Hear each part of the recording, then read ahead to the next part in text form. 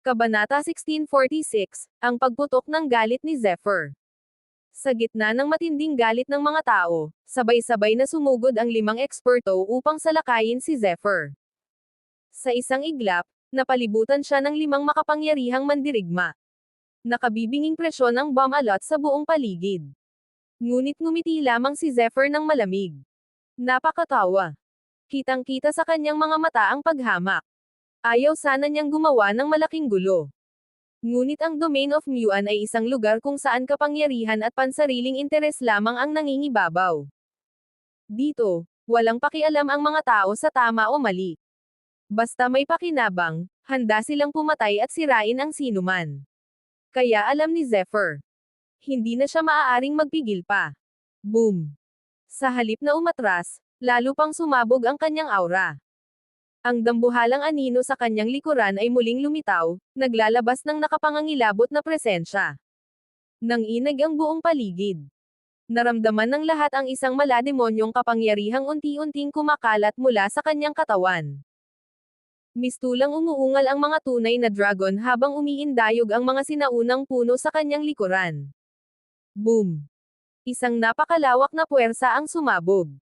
Para bang isang tunay na dragon ang bumaba mula sa kalangitan upang durugan ang lahat ng haarang sa kanyang landas. Sa susunod na sandali, sabay-sabay na tumilapon ang 5 eksperto. Boom! Malakas na tumapak si Zephyr sa lupa.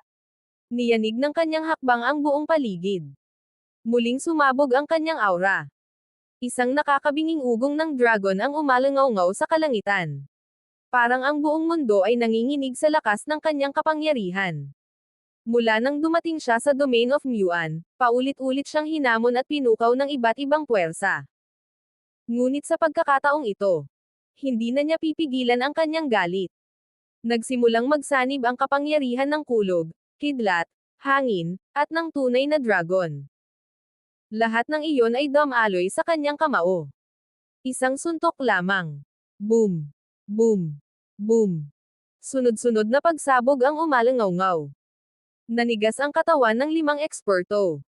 Pakiramdam nila ay dinurog sila ng isang higanteng martilyo.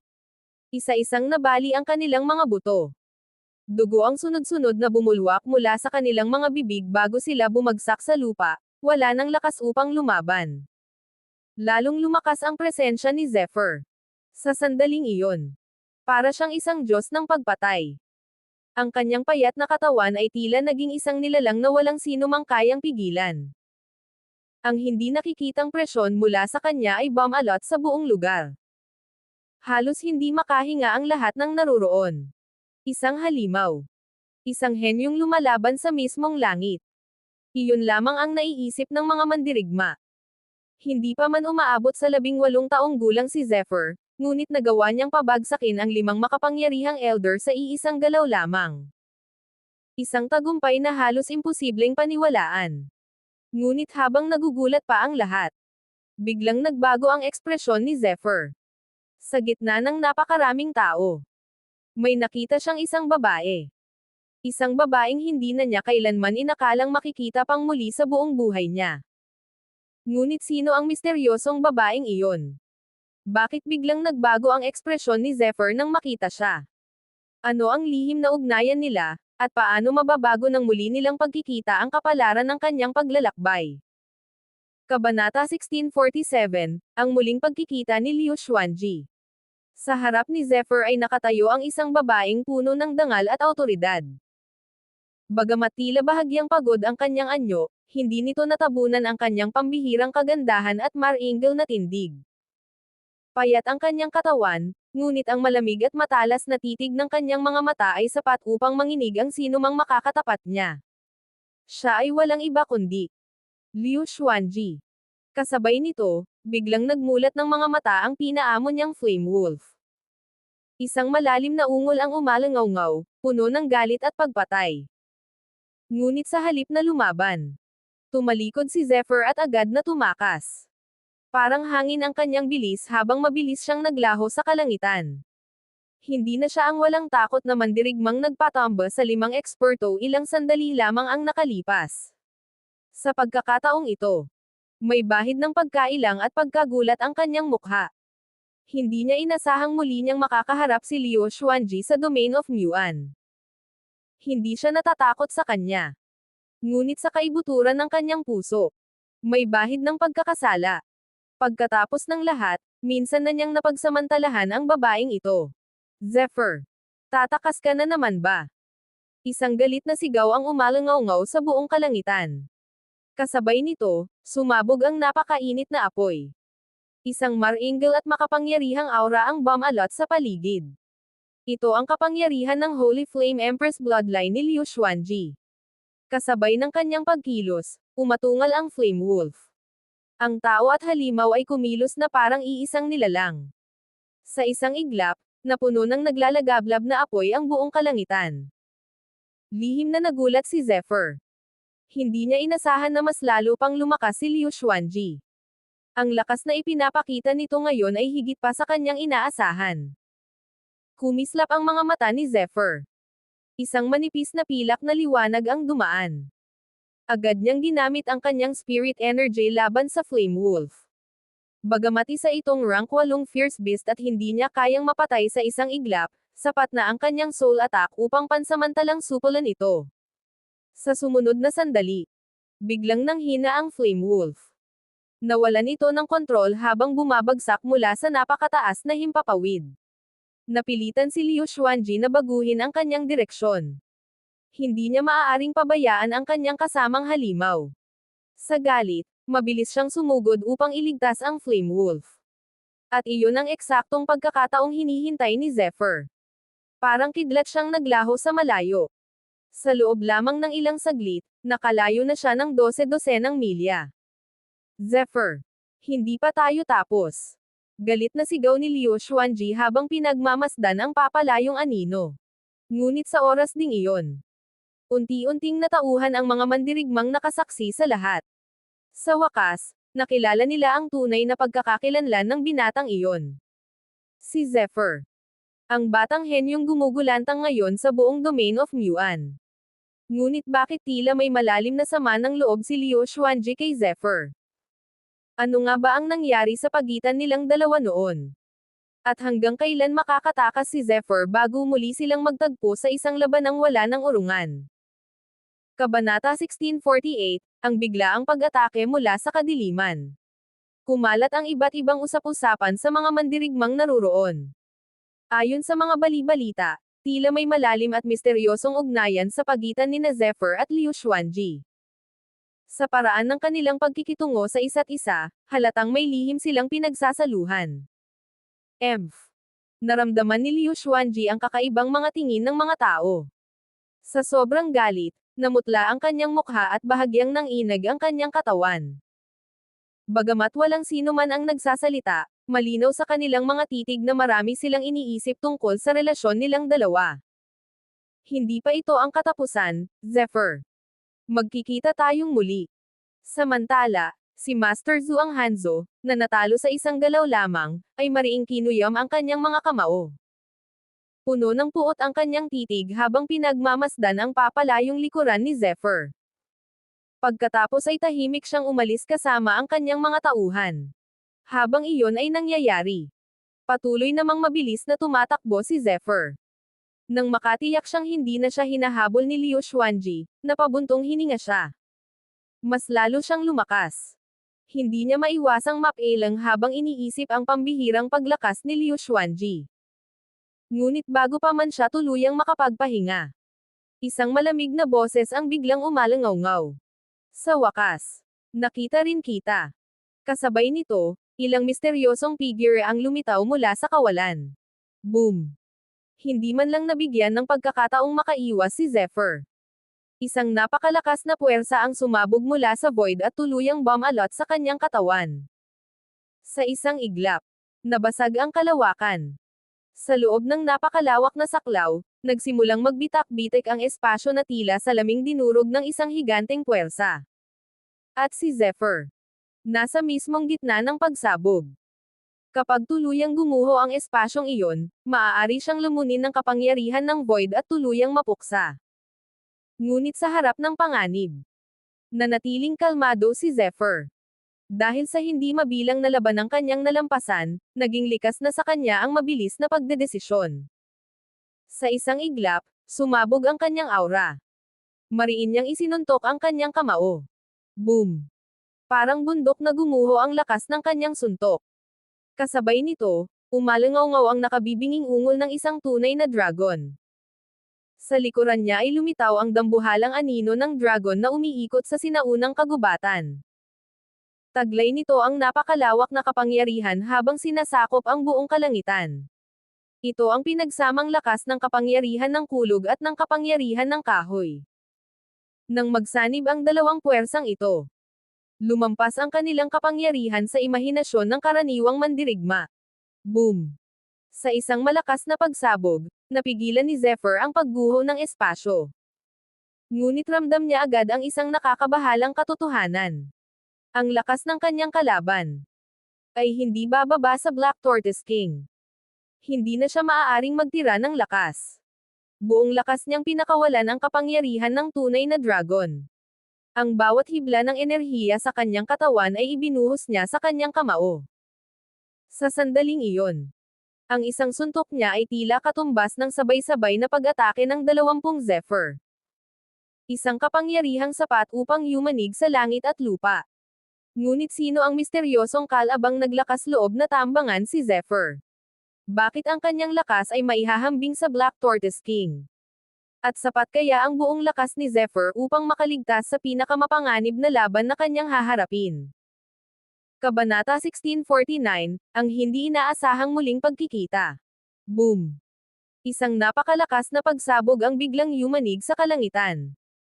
Sa loob ng 10,000 metro, isang napakalaking umiikot na bagyo ng enerhiya ang sumabog at mabilis na kumalat sa lahat ng direksyon.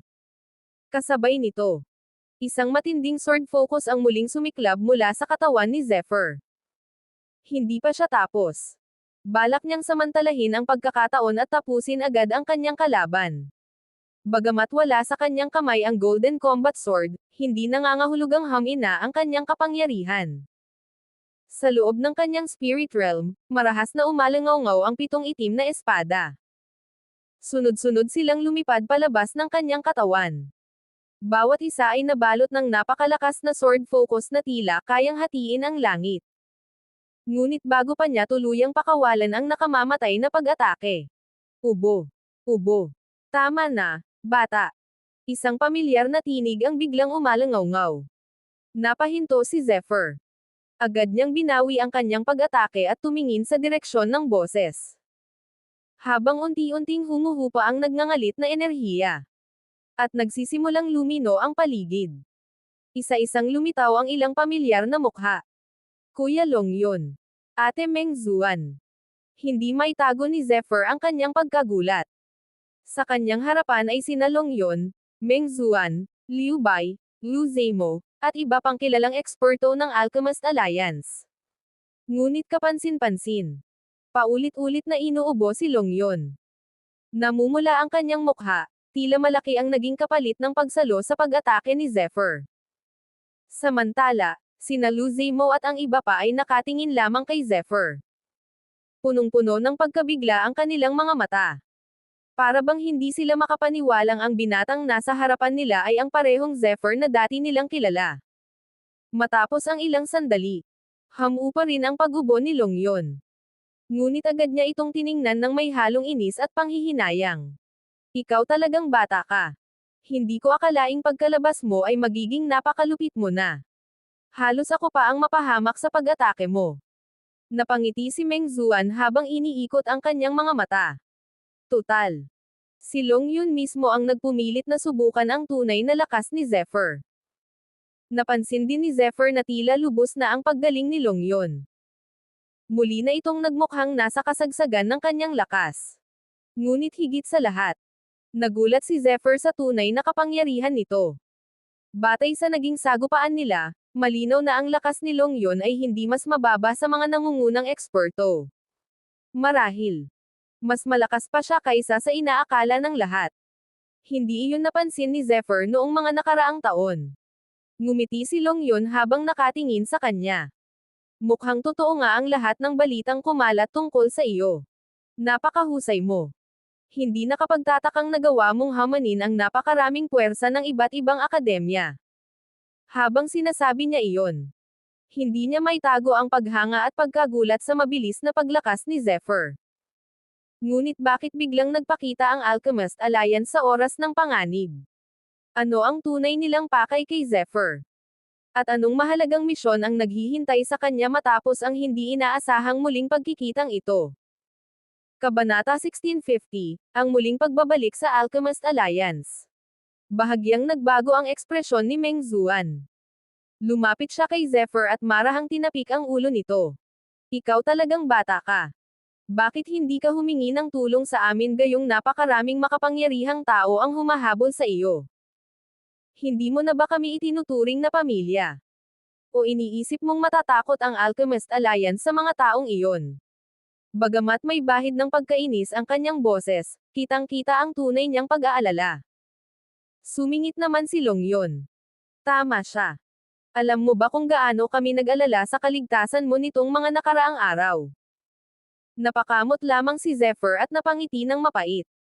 Ayokong madamay kayo sa mga problemang ako ang may dala. Ramdam niya ang sinserong pag-aalala ng mga ito. Wala itong halong pagpapanggap. Sa mahabang panahon. Ngayon lamang niya muling naramdaman ang init ng pag-aaruga ng mga taong tunay na nagmamalasakit sa kanya. Tahimik siyang naantig. Makalipas ang ilang sandali. Sama-sama silang bumalik sa Alchemist Alliance. Pagpasok nila sa Blazing Sky Tower, bumungad ang isang bulwagang puno ng mga tao. Kuya Zephyr. Masayang-masayang tumakbo si Zuan Yu at agad siyang niyakap. Napangiti rin si Zephyr. Hahaha. Bata, nagkita na naman tayo.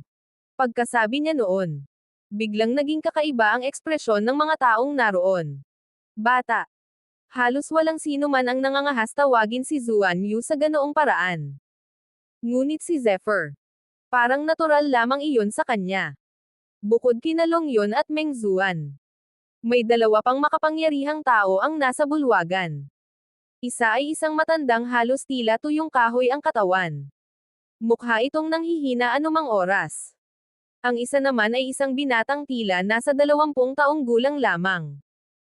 Ngunit sa kabila ng kanyang batang anyo, ang kanyang mga mata ay naglalaman ng malalim na karunungan na tanging mga taong nakaranas ng napakahabang panahon lamang ang maaaring magkaroon. Malinaw na ang kanyang tunay na edad ay higit na mas matanda kaysa sa kanyang hitsura. Hindi naman ito nakapagtataka. Para sa isang Grandmaster Alchemist, hindi mahirap gumawa ng elixir na kayang ibalik ang kabataang anyo. Napakalamig ng ekspresyon ng binatang iyon. Parang wala sa mga tao roon ang karapat-dapat sa kanyang pansin. Ngumiti si Longyon habang ipinakikilala ang dalawa. Ang matandang iyon ay si Shukun. Siya ang pinakamatanda sa aming lahat at isa sa mga 9-star elixir Grandmaster. Sa usapin ng cultivation at pagpipino ng elixir, mas mataas pa ang kanyang kakayahan kaysa sa amin. Itong mukhang batang lalaki naman ay si Yeching. Bagamat siya ang pinakabata sa aming grupo, isa rin siyang 9-star elixir Grandmaster. Napakalakas niya. At napakatahimik. Tahimik na tumanggo si Zephyr. Ngunit habang mas matagal niyang pinagmamasdan si Yeching, mas lalong nagbago ang kanyang ekspresyon.